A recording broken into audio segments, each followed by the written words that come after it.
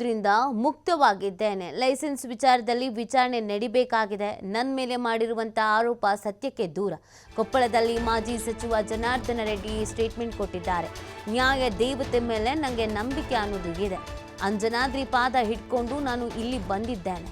ಆದರೆ ಬಂದ ಬಳಿಕ ನನಗೆ ಸಂಕಷ್ಟ ಬಂತು. ಇದೀಗ ತಡೆಯಾಜ್ಞೆ ಸಿಕ್ಕ ಬಳಿಕ ಸಂಕಷ್ಟ ಹೋಗಿದೆ.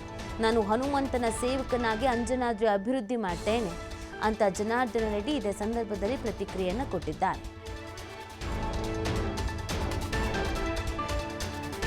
ಇವತ್ತು ನಾನು ಮುಕ್ತನಾಗಿದ್ದೀನಿ. ಇವತ್ತು ಲೈಸೆನ್ಸ್ ವಿಚಾರದಲ್ಲಿ ಇವತ್ತು ವಿಚಾರಣೆ ನಡಿಬೇಕಾಗಿರುವಂಥದ್ದು. ಸೊ ಹಾಗಾಗಿ ಪ್ರಮುಖವಾಗಿ ಇವತ್ತು ಇಡೀ ರಾಜ್ಯ ದೇಶ ತುಂಬ ಮಾಡಿರುವಂಥ ಆರೋಪ ಇವತ್ತು ಸತ್ಯಕ್ಕೆ ದೂರ ಅನ್ನೋಂಥದ್ದಂತೂ ಆಯಿತು.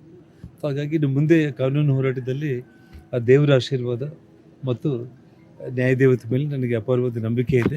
ಖಂಡಿತವಾಗ್ಲೂ ಕೂಡ ಒಳ್ಳೆಯದಾಗುತ್ತೆ. ಈ ಒಂದೇನು ಮೊನ್ನೆ ಒಂದು ಸಂಕಷ್ಟ ಬಂತು, ಅದನ್ನು ಹೈಕೋರ್ಟ್ ತಡೆಯಾಜ್ಞೆ ಕೊಡೋದ್ರ ಮೂಲಕ ಶಾಸಕ ಸ್ಥಾನವನ್ನು ಮುಂದುವರಿಸೋದ್ರ ಮೂಲಕ ಇವತ್ತು ಮತ್ತೆ ನನ್ನ ಸಂಕಷ್ಟದಿಂದ ನಾನು ಪಾರಾಗಿದ್ದೀನಿ. ಮತ್ತು ಇಲ್ಲಿ ಜನರ ಸೇವೆಗೆ ಆ ಭಗವಂತ ಮತ್ತು ಅಂಜನಾದ್ರಿಯ ಒಂದು ಅಭಿವೃದ್ಧಿಗೋಸ್ಕರ ಏನು ನಾನು ಅಯೋಧ್ಯೆ ಮತ್ತು ತಿರುಪತಿ ಒಂದು ಮಾಡೆಲಲ್ಲಿ ನಾನು ಡೆವಲಪ್ ಮಾಡಿ, ಅಂದರೆ ನಾನು ಮಾಡೋದಂತಲ್ಲ, ನನ್ನ ಹತ್ರ ನಾನೊಬ್ಬ ಸೇವಕನಾಗಿ ಹನುಮಂತ ನನ್ನ ಹತ್ರ ಮಾಡಿಸ್ಕೊಳ್ಳೋದಕ್ಕೆ ಇಲ್ಲಿಗೆ ಕರೆಸ್ಕೊಂಡಿದ್ದೇನೆ ಅನ್ನೋಂಥ ನಂಬಿಕೆ ಮತ್ತು ವಿಶ್ವಾಸ ನಂದು. ಆ ವಿಶ್ವಾಸ ಇವತ್ತು ಸುಳ್ಳಾಗಿಲ್ಲ ಅನ್ನೋಂಥ ನಿಟ್ಟಲ್ಲಿ ಇವತ್ತು ಮತ್ತೆ ಗಂಗಾವತಿಗೆ ನನ್ನ ಜನರು ಏನು ನಂಬಿದ್ದಾರೆ ಅವ್ರ ಮಧ್ಯದಲ್ಲಿ ಬಂದಿದ್ದೇನೆ. ಅಕ್ರಮ ಗಣಿಗಾರಿಕೆ ಅನ್ನುವಂಥ ಒಂದು ಆರೋಪದಿಂದ ಇವತ್ತು ನಾನು ಮುಕ್ತನಾಗಿದ್ದೀನಿ. ನಾನು ಇವತ್ತು ಲೈಸೆನ್ಸ್ ವಿಚಾರದಲ್ಲಿ ಇವತ್ತು ವಿಚಾರಣೆ ನಡಿಬೇಕಾಗಿರುವಂಥದ್ದು. ಸೊ ಹಾಗಾಗಿ ಪ್ರಮುಖವಾಗಿ ಇವತ್ತು ಇಡೀ ರಾಜ್ಯ ದೇಶ ತುಂಬ ಮಾಡಿರುವಂಥ ಆರೋಪ ಇವತ್ತು ಸತ್ಯಕ್ಕೆ ದೂರ ಅನ್ನೋಂಥದ್ದಂತೂ ಆಯಿತು. ಸೊ ಹಾಗಾಗಿ ಇನ್ನು ಮುಂದೆ ಕಾನೂನು ಹೋರಾಟದಲ್ಲಿ ಆ ದೇವರ ಆಶೀರ್ವಾದ ಮತ್ತು ನ್ಯಾಯದೇವತೆ ಮೇಲೆ ನನಗೆ ಅಪಾರವಾದ ನಂಬಿಕೆ ಇದೆ. ಖಂಡಿತವಾಗ್ಲೂ ಕೂಡ ಒಳ್ಳೆಯದಾಗುತ್ತೆ. ಈ ಒಂದೇನು ಮೊನ್ನೆ ಒಂದು ಸಂಕಷ್ಟ.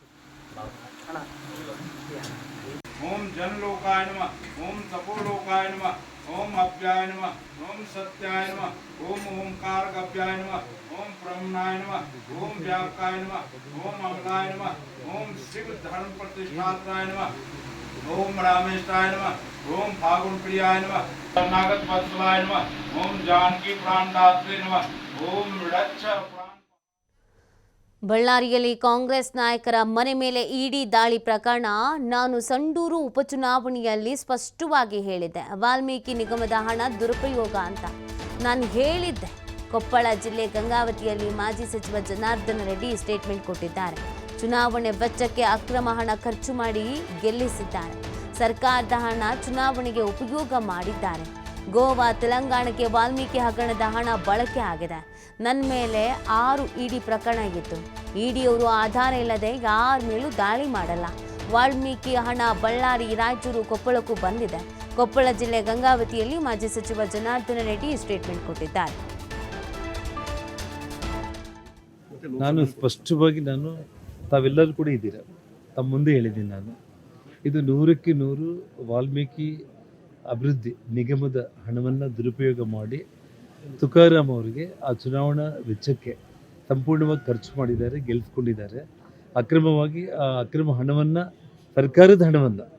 ಸರ್ಕಾರದ ಹಣವನ್ನೇ ಇವರು ಚುನಾವಣೆಗಳಿಗೆ ಬಳಸಿದ್ದಾರೆ. ಗೋವಾ ರಾಜ್ಯಕ್ಕೂ ಉಪಯೋಗಿಸಿದ್ದಾರೆ, ತೆಲಂಗಾಣ ರಾಜ್ಯಕ್ಕೂ ಉಪಯೋಗಿಸಿದ್ದಾರೆ ಅಂತ ನಾನು ಹೇಳಿದೆ. ಇವತ್ತು ಇಡಿಯವರು ಇವತ್ತು ನಾನು ಕೂಡ ಇಡಿನಲ್ಲಿ 6 ಪ್ರಕರಣಗಳಿತ್ತು. ಎಲ್ಲ ಕೇಸ್ಗಳಿಂದ ನಾನು ಮುಕ್ತನಾಗಿದ್ದೀನಿ. ವಿಷಯ ಏನಂದರೆ, ಇವಾಗ ಹೊಸ ಕಾನೂನು ಏನು ಬಂದಿದೆ ಇಡಿ ವಿಷಯದಲ್ಲಿ, ಯಾವುದೇ ಆಧಾರಗಳಿಲ್ದಂಗೆ ಅವರು ಯಾರ ಮನೆಗಳ ಮೇಲೆ ರೇಡ್ ಮಾಡೋಂಗಿಲ್ಲ. ಬೇರೆ ಪೊಲೀಸು, CBI ಆ ಇಲಾಖೆಗಳೇ ಬೇರೆ. ಇಡಿ ಬಂದು ಸಂಪೂರ್ಣವಾಗಿ ಅವರಿಗೆ ಲಿಂಕ್ ಸಿಕ್ಕಿ ಅಮೌಂಟು ವ್ಯವಹಾರ. ನಾನು ತಮಗೆ ಹೇಳಿದೆ ಹಿಂದೆ, ಏನು ವಾಲ್ಮೀಕಿ ಅಭಿವೃದ್ಧಿ ನಿಗಮದ ಹಣ ಬಳ್ಳಾರಿಯಿಂದ ಹಿಡಿದು, ಕೊಪ್ಪಳದಿಂದ ಹಿಡಿದು, ರಾಯಚೂರು ಜಿಲ್ಲೆಯಿಂದ ಹಿಡಿದು ಬಾರ್ ಅಂಗಡಿಗಳಿಗೆ, ಬಂಗಾರ ಅಂಗಡಿಗಳಿಗೆ, ಕಿರಾಣ ಅಂಗಡಿಗಳಿಗೆ, ರೈತರ ಅಕೌಂಟ್ಗಳಿಗೆ ಅವರು ಟ್ರಾನ್ಸ್ಫರ್ ಮಾಡೋದ್ರ ಮೂಲಕ ಅವರಲ್ಲಿ ಇರುವಂಥ ಕ್ಯಾಶನ್ನು ಇವರು ತಗೊಂಡು ಅವ್ರಿಗೆ ಅಕೌಂಟಲ್ಲಿ ಕೊಟ್ಟಿದ್ದಾರೆ. ಪರ್ಚೇಸರು ಪಾಪ ಅಮಾಯಕರು, ಹೌದಾ ನಿನ್ನ ಹತ್ರ 5 ಲಕ್ಷ ಇದೆ ಅಂದರೆ, 5 ಲಕ್ಷ ಕ್ಯಾಶ್ ಇದೆ ಅಂದರೆ, ಅಣ್ಣ ನಾನು ನಿನಗೆ ಬೆಳಿಗ್ಗೆ 5 ಲಕ್ಷ ನಿನ್ನ ಅಕೌಂಟ್ಗೆ ಟ್ರಾನ್ಸ್ಫರ್ ಹೊಡಿತೀನಿ, ಕ್ಯಾಶ್ ಕಳಿಸ್ಬಿಡು ಅಂತೇಳಿ ಈ ರೀತಿ ತೊಗೊಂಡಿದ್ದಾರೆ. ಇವತ್ತೇನಾಗಿದೆ, ಇಡಿಯಲ್ಲಿ ಇವರೆಲ್ಲರನ್ನ ಕರೆಸಿದ್ದಾರೆ. ವಾಲ್ಮೀಕಿ ಅಭಿವೃದ್ಧಿ ನಿಗಮದ ಕಡೆಯಿಂದ ಯಾರ್ಯಾರು ಇಂಡಿವಿಜುವಲ್ ಅಕೌಂಟ್ಗೆ ಹಣ ಹೋಗಿದ್ದೇನೋ ಅವರೆಲ್ಲರನ್ನ ಕರೆದಾಗ, ಸರ್ ನಮಗೇನು ಗೊತ್ತು, ನಮಗಿದ್ದು ಇಂಥ ನಾಯಕರುಗಳು ನಮಗೆ ಫೋನ್ ಮಾಡಿದರು, ನಮಗೆ ಹಣ ನಿಮ್ಮ ಹತ್ರ ಕ್ಯಾಶ್ ಇದೆ ಅಂತ ಕೇಳಿದರು, ಇದೆ ಅಂತೇಳಿ ನಮ್ಮ ಅಕೌಂಟಿಗೆ ಟ್ರಾನ್ಸ್ಫರ್ ಮಾಡಿದರು. ನಮ್ಮಲ್ಲಿರೋ ಕ್ಯಾಶ್ ಕೊಟ್ಟಿದ್ದೀವಿ ಅಂತ ಅವ್ರು ಒಪ್ಕೊಂಡಿದ್ದಾರೆ. ಇವತ್ತು ಆ ಪ್ರೂಫ್ ಆಗಿರೋ ಕಾರಣ ಇವತ್ತು 5 ಮಂದಿ ಶಾಸಕರುಗಳ ಮೇಲೆ, ಸಂಸದರ ಮೇಲೆ ಇವತ್ತು ರೇಡ್ ಆಗಿದೆ. ಇದರದ್ದು ಪ್ರತಿಫಲ